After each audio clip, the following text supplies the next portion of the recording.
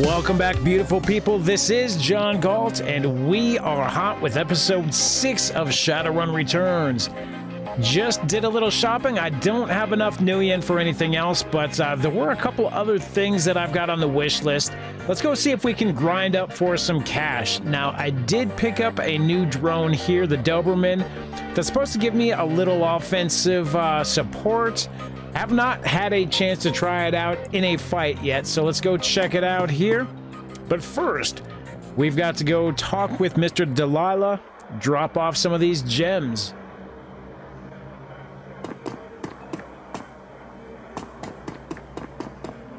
Am I not able to get upstairs? Oh, here he is.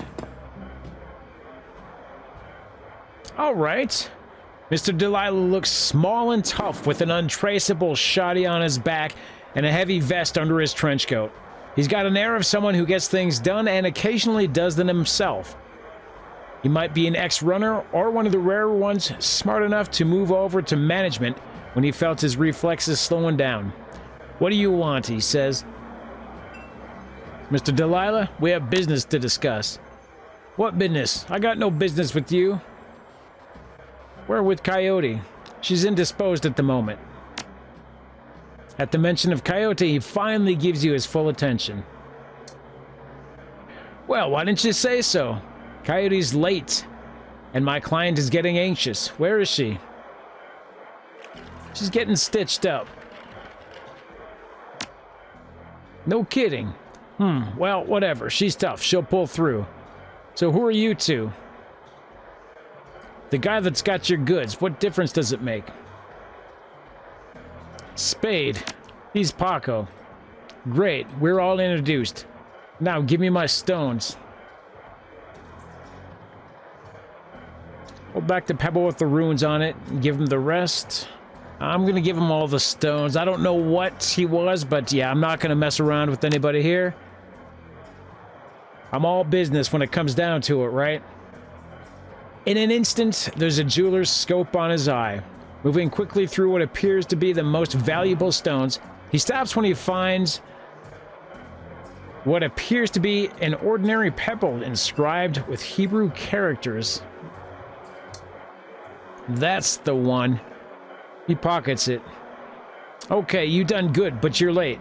And Coyote knows that in this case, late equals no payment. But I'm feeling magnanimous tonight, so you guys can keep the rest of the gems as your reward." "That's a deal. All right." Mr. Delilah looks you up and down. Takes you all in. "Listen, you look like the sort of man who might run a crew of your own one day.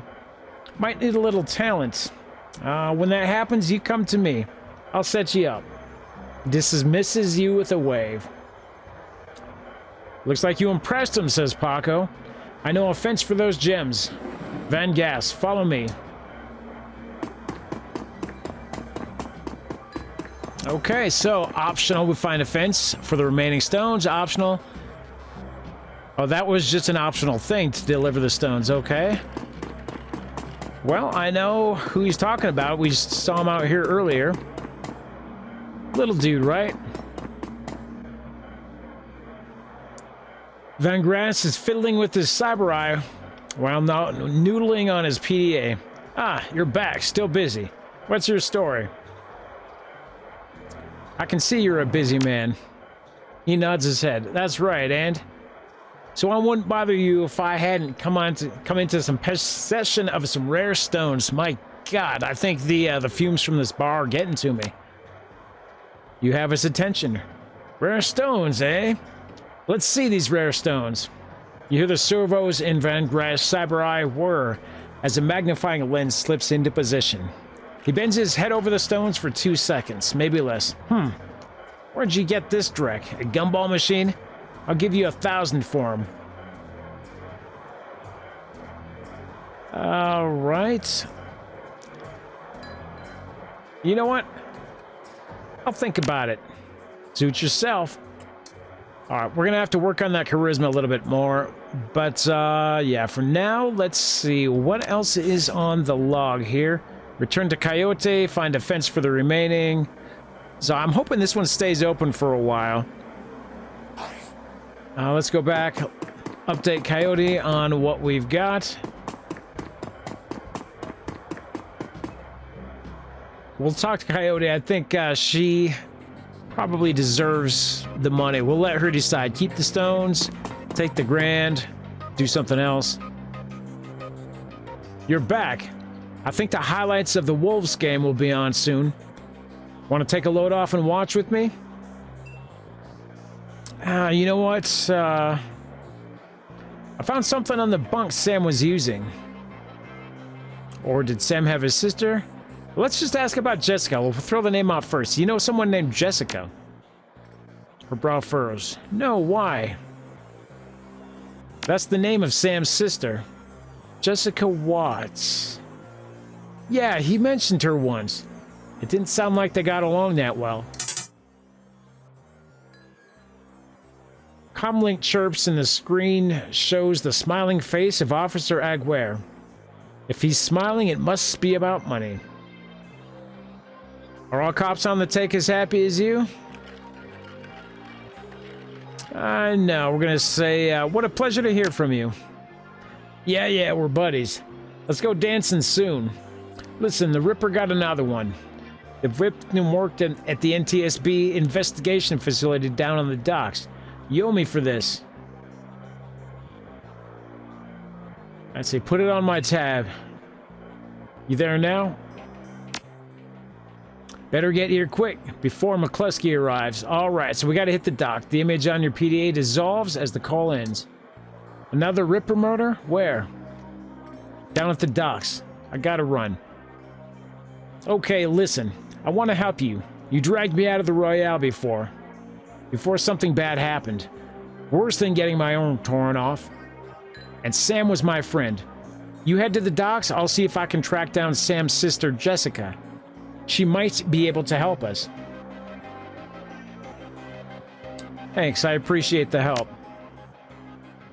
Okay, so is Paco coming with me? Take a cab to the NTSB warehouse.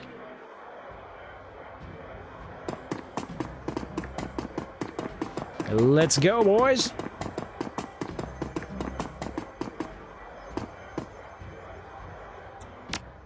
Let's do it. South Seattle docks. Leaving the Seamstress Union behind, you head to the docks. The Ripper killed Sam, and maybe he or she slipped up with this latest victim, left some useful evidence. Only one way to find out. South Seattle's your typical industrial area. Grit, grime, and gray. The rain doesn't help matters any. Layers of dirt mixed with abandoned wooden pallets, repurposed into makeshift furniture for the day workers.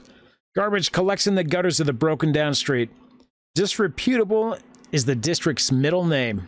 Your destination, the National Transportation Safety Board warehouse, is located on a small strip of dock towards the less maintained end of the waterfront. Despite the presence of those who linger in such places, it's quiet as you approach the gate. So what do we have here? We've got, looks like a bit of an airplane here, a small one there, puddle jumper, some fenced off area.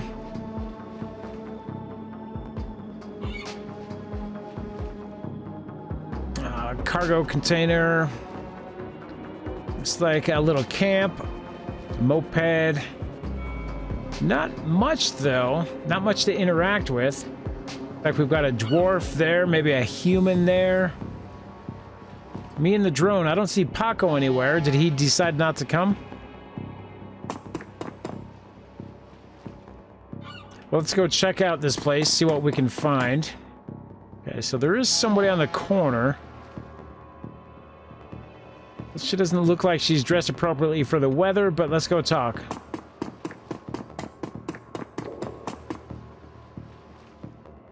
And we don't even get a profile picture here. You looking for a good time? You know anything about the NTSB? Yeah, the bums around here have been stealing old crap from that place for years. Not worth my time, though.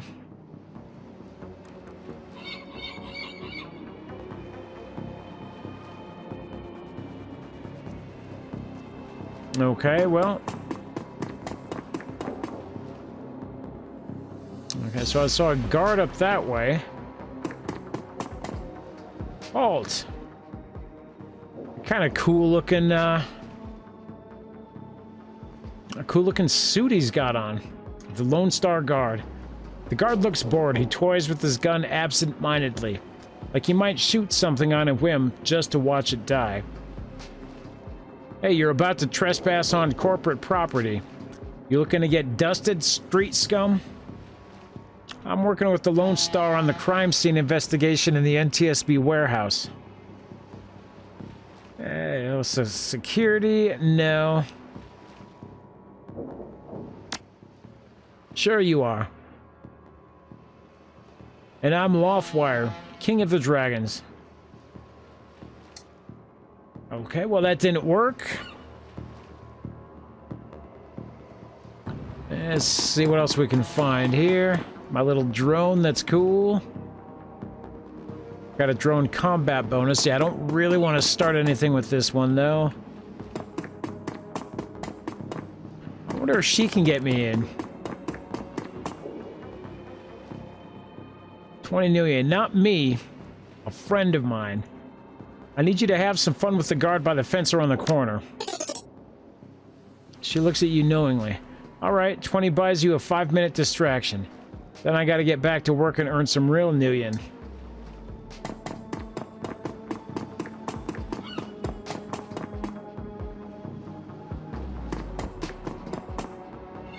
That's a big gun you have there. Standard issue, ma'am. Okay, looks like there is a hole in the fence right here. Unfortunately, I'm not able to get there, though.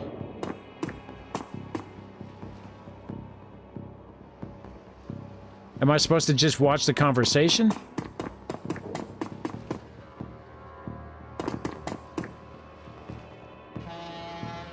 Doesn't look like... Okay, so there's another hole right there. Get out of here. Okay, I must be missing something.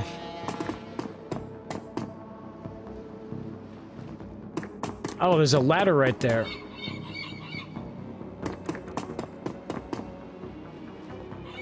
Hey, that's mine. I'm not taking it far. I just need a little boost over the fence. Oh, you breaking into the NTSB warehouse too? If you see any of them airplane blankets or pillows, snag me one. You got it, man. Charisma helped out again. I'm curious if that was an actual 5-minute rule or if it was just... if she's gonna be there until I make it over the fence, regardless of how long it takes.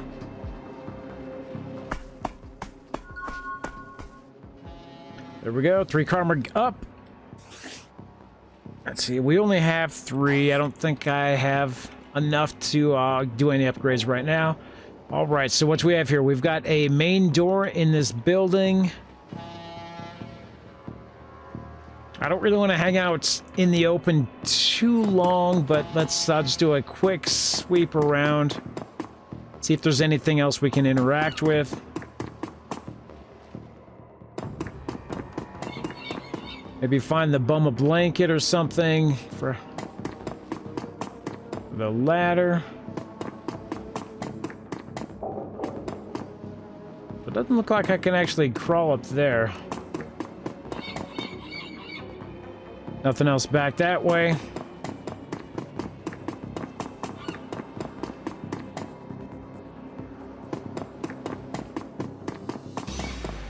Interesting. Ooh. I'd like to find a better pistol. Phosphorus grenade.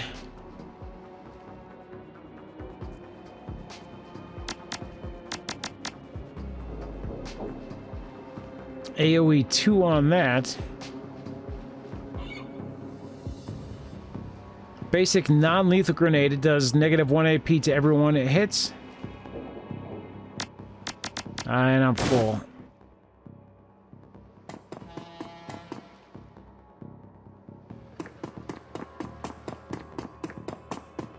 check out over here.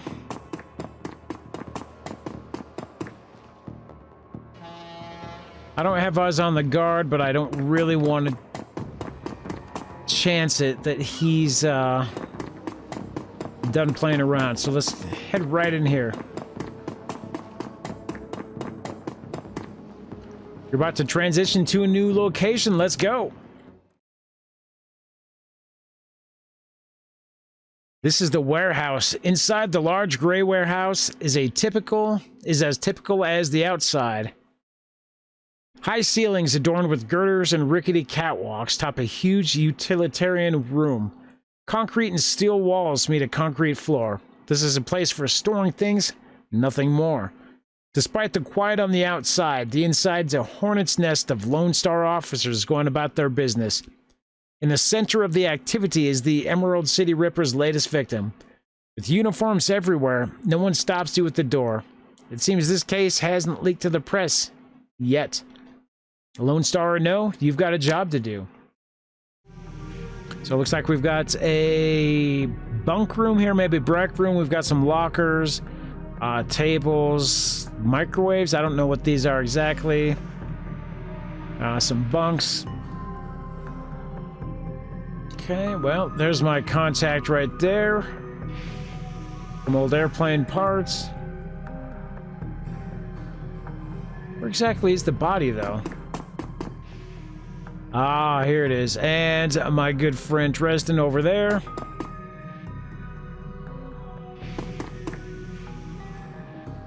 Took your sweet time, didn't you? Oh, you know the traffic these days. Fill me in.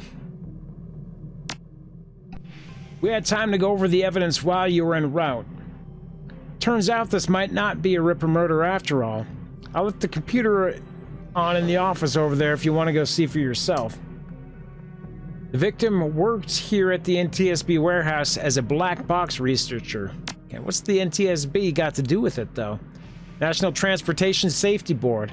This warehouse is used to go over the wreckage from plane crashes to try to determine what happened. The Vic was in charge of their highest priority investigation at the moment. We've gone through the victim's computer, and his case notes indicate he was selling secrets. Idiot kept records. Yeah, that'll get you killed quick. Mission item warehouse office key. It did. Some runner like you probably offed him to cover up his court master's involvement and tried to make it look like a Ripper killing. Here's the key to the office. Go check it out for yourself if you want. I'm still running on the theory, just based on what we've found so far, that there was a body harvested that shouldn't have been harvested, because people seem to be getting new body parts, and they seem to be getting those parts taken back specifically, like the eyes or the liver. I don't know enough about the other victims at this point, so we can go there. I think that's an office. So we got that. We can go talk to Dresden. Shannon Halfsky. Why is that name familiar?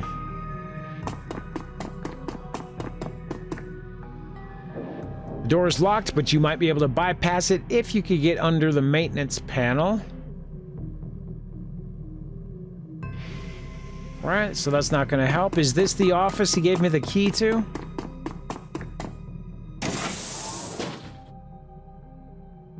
Okay.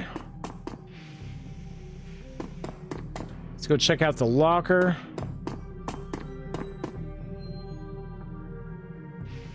This appears to be the victim's locker. The door is slightly ajar. Inside you see several of the dead man's personal items. The blue toothbrush is still wet from being used. It smells of mint and cigarettes. The comb is black plastic and has some wiry gray hairs stuck in it. Okay, gross. Is he getting ready for a date? Alright, we've got the terminal there. Not able to crack that, so it looks like the terminal is the only other point of interest here. Researchers work cyber terminal has been left on, presumably by the Lone Star investigators. Let's see, so read the case notes. Number 95. Federated Boeing jetliner. Ares Corp. The plane had several mechanical issues, resulting in a mayday at 3:04 a.m. on June 17, 2053. 2:45 a.m. the pilot reported that the altimeter was reading the navigational reading in the negative values. 2:49. Co-pilot takes over on the controls as the pilot leaves the cabin to investigate the rear of the plane. 2:58. The pilot cannot be contacted or located by a plane steward. 3:04. The co-pilot radios in a mayday. 3:12. The plane crashes into an empty field west of North Dakota. So did the pilot actually disappear there? Did he set them up to go? I don't know. You would think somebody would notice that the pilot actually jumped out of the plane, right?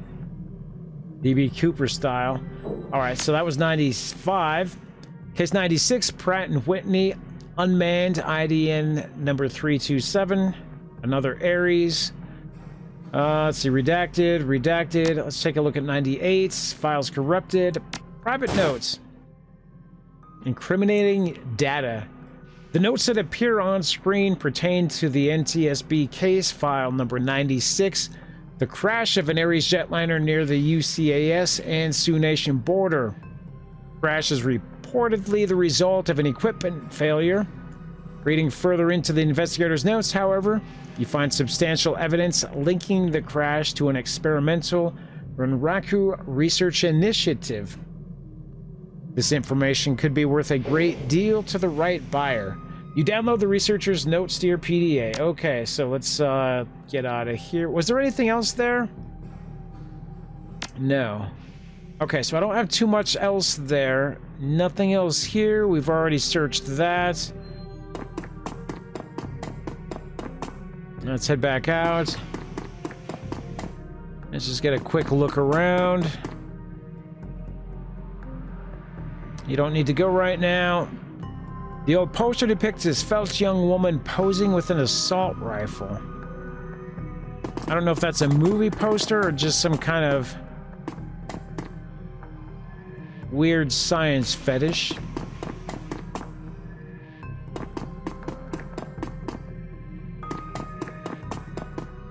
I'm surprised nobody's stopped me.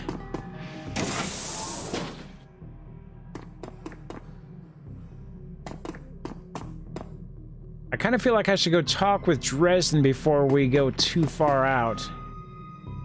So we can't really do much here. Looks like this is kind of where they reconstruct the wreckage of the planes. Nothing's really jumping out at me, though. This door is locked, but there's a window here.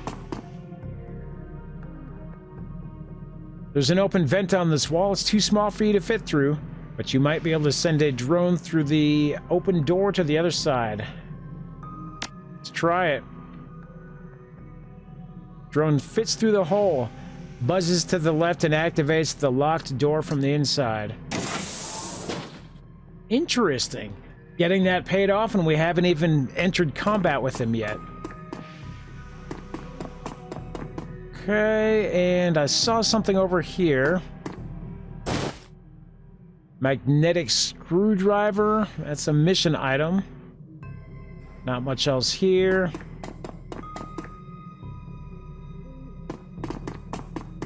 Not much else here. Don't see too much else to interact with here. And it doesn't look like I can go there. This door doesn't appear to be open.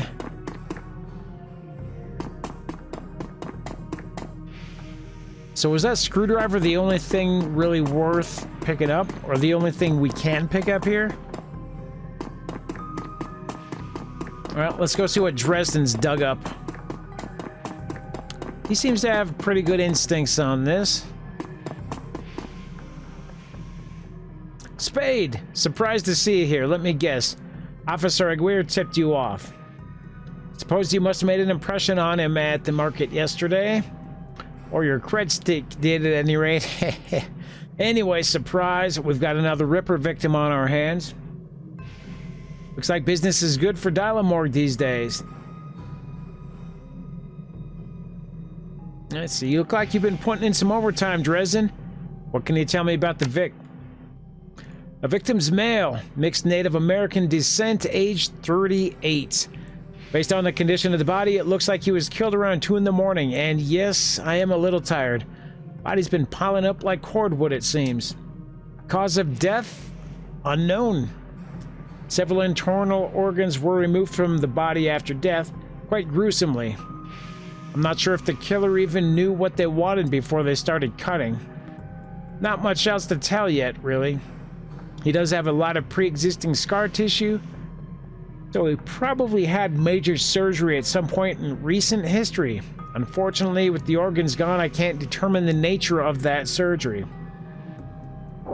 Any idea which organ the Ripper was after this time? Or a nice hole where his chest was, so what was on the butcher's shopping list? Killer definitely took the lungs. The more I look at it, though, the other missing organs may just be eviscerated within the chest cavity. Right.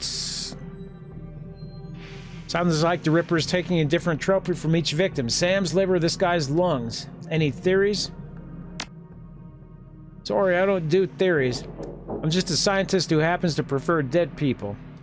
However, while there was a massive damage in the chest cavity, I can see that the victim's lungs were transplants, which is interesting since another victim's missing heart was also a transplant. This is kind of going back to that theory that I talked about earlier. So we've got a heart, lungs, eyes, liver. Granted, modern medicine has made organ transplants relatively easy, but it's an odd coincidence.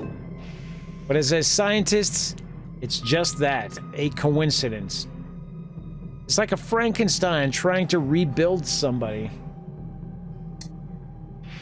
This is only the third body I've personally examined. One of our other branch managers handled the other two. If I find that more of the victims had organ transplants, I'll let you know. What do you think about McKlusky? Is he getting any closer to a suspect? McKlusky couldn't find his ass with both hands. Don't tell him I said that, though. And how's Officer Aguirre doing on the case? He seems like a real go-getter. Would love to solve it before McKlusky and get his gold detective shield. Plus, he'd love to see McKlusky suck it in front of his superiors. He's already tried to bribe me to keep the information from McKlusky and slip it to him. I'm inspired by their tireless pursuit of justice. Did you take that money? He grins from ear to ear. You have any idea how much this job pays these days, sir? I don't think Aguirre's officer's salary is going to do much to seduce me into helping him. Alright, and who's that woman over there? No clue, she just showed up. Next of kin, I think. Alright, I'll take a look around. I guess she's the only one I've got to talk to. Good luck out there.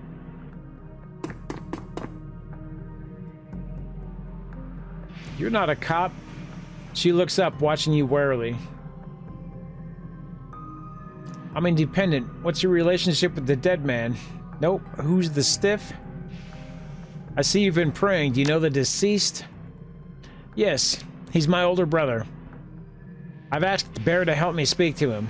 She shakes her head, looking like one who has found herself lost for the first time in her life. But I'm afraid his spirit is too disoriented by his recent journey to answer me. So, you're a shaman? Well, yes, for all the good it's doing me. If I could just make contact, I might be able to deliver justice and allow my brother's spirit to rest. Let's see. I can tell you're used to shouldering a heavy burden, but maybe there's an easier way. She looks at you, the flattery largely failing to affect her. given the circumstances, but then inspiration dispels the dark clouds surrounding her. Perhaps. My brother's spirit is too weak, that's a given. But my brother's spirit may not be alone here tonight. She closes her eyes and concentrates, droning a low chant you can barely hear. Yes, there are others. Other spirits who may be of help. Her features harden in frustration, as if she's searching for something that remains elusive. Sighing, she opens her eyes and fixes you with a stare. But I can't do it alone. All right, what do you need? This warehouse contains the spirits of plane crash victims trapped between worlds. They wish to help. They wish to be heard, and I think they have something to say about my brother's murder. Lone Star won't let me in there, but you seem to have the run of the place. If you can find personal items that belong to the victims, I believe that I can summon a spirit to speak with us. I'll need at least 2 such objects. Can you find them? I'll do what I can. I like the toothbrush and the comb that we'd spotted earlier, so let's go check that out.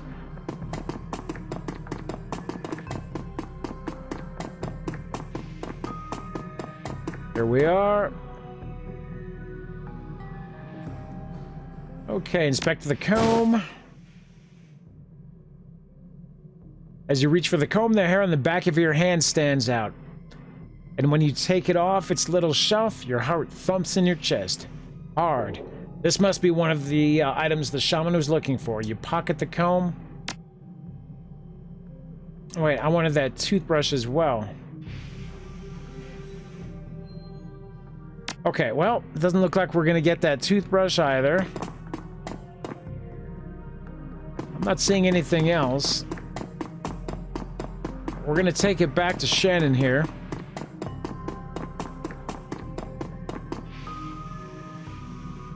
We'll need at least 2 objects of significance. Okay, so where was that toothbrush then? Is there something else I missed down here? Oh, right here. There's a large pile of old shoes on the ground next to the airplane seats. They could be discarded luggage or possibly the shoes worn by the occupants of the plane at the time of the crash. Alright, let's take a look in here. Sorting through the shoes, you realize that there are 3 shoes with no matching pair. A left blue sneaker, a right red high heel pump, and a left black dress shoe. And we'll go down the list in order. Dress shoe is a black lace-up with a rubber sole. Pump's a department store knockoff of an Italian brand. It's otherwise unremarkable. And the sneaker. Sneaker's a child's and has musty, sweaty smell. Oddly, you get a sort of shock as if from static electricity when you touch it. This must be one of the shaman items she's looking for. Okay, let's go. Got 2 items. So we got 1 for this guy here. We got 1 for the kid on the plane. Feels as though you've found enough objects. Yes, here they are. You hand her the objects you found. She closes her eyes and chants over them for a time. When her eyes open again, they're filled with tears. Thank you. These items are all I will need. Shouldn't take me long. Oh no, now it's McKlusky. What the hell is all this?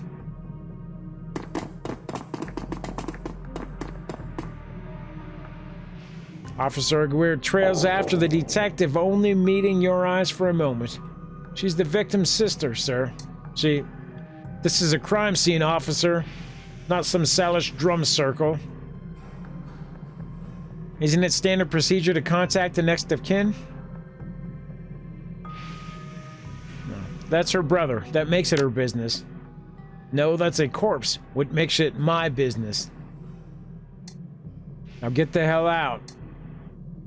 Come on, if we stay much longer, I'm liable to do something I'll regret. Or worse, something I'd enjoy.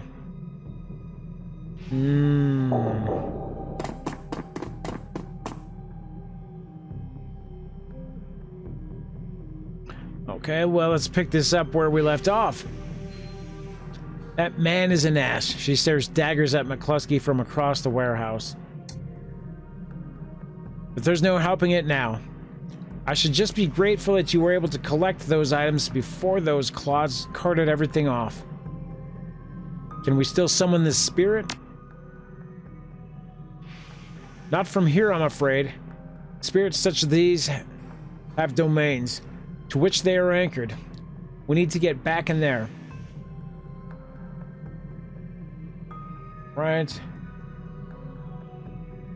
We'll come back later once the coast is clear. Not looking good now, but do you have any plans later this evening? A little breaking and entering, perhaps, under the cover of darkness. You sure you're up for this? It may be a rabbit hole, but I've got to get to the bottom of it.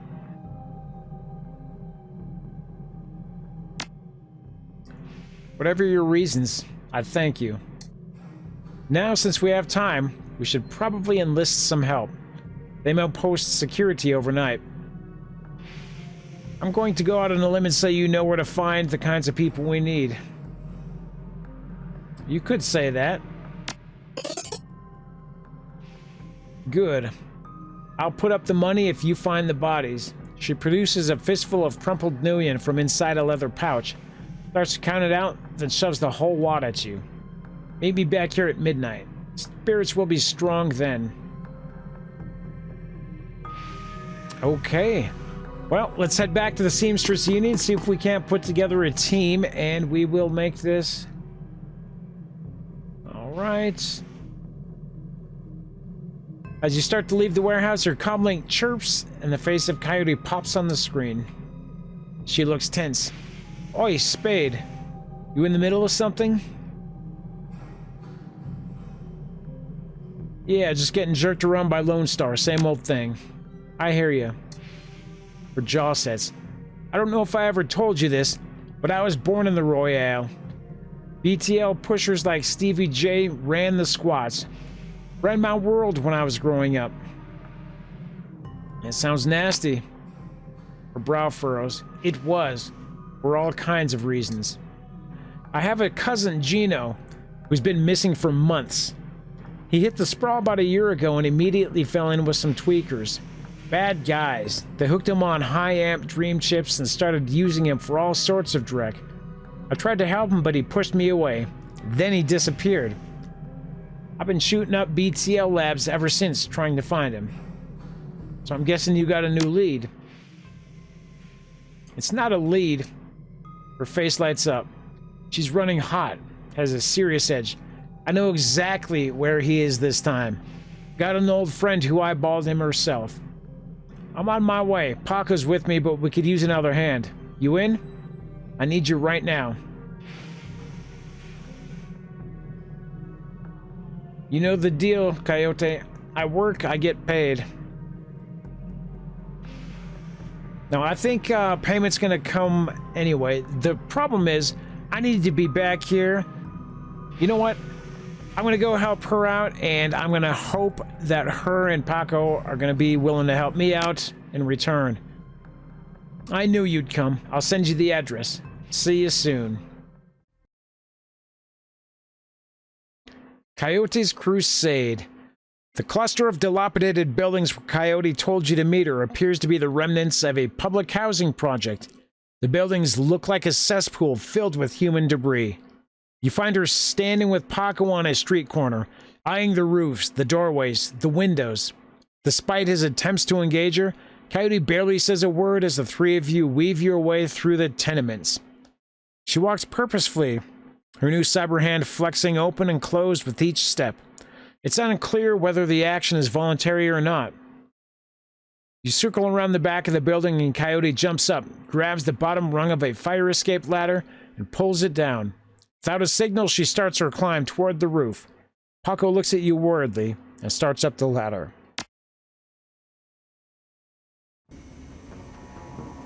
Thanks for meeting up, Spade. I owe you one. No sweat, I figured you could use the backup. Maybe I can find a way to make you pay this off. Yeah, you never know what sort of firepower to expect in one of these BTL squats. She brightens. Oh, hey, listen. I've got good news for you. You know Sam's sister, Jessica? One of my contacts found her for me while you were on your way here. I called her and asked her to meet up with you at the Union later today. I hope that helps. Good job, thanks. She looks at you, her scarred face soft. At least I can do.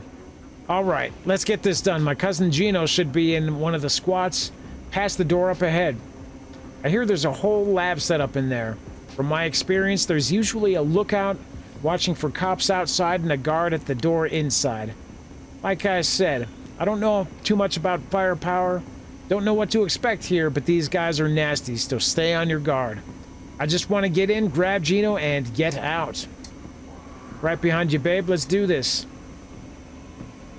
All right, my friends, let's call that episode there. We're going to bust down the door here, see if we can't grab Gino, and hopefully get back to the warehouse with these guys to help out. We're going to meet Shannon again, and we'll see what happens next time. I think some of the clues are finally starting to fall into place. I'm getting a little picture of an idea of what may have happened. But we do need Shannon, and hopefully we can maybe solidify some answers or probably get more questions is the more likely thing. But I hope to see you then. If you've watched the video till the end, I do appreciate you hanging out. If you're looking forward to the next one, hit that like button, and we'll talk to you next time.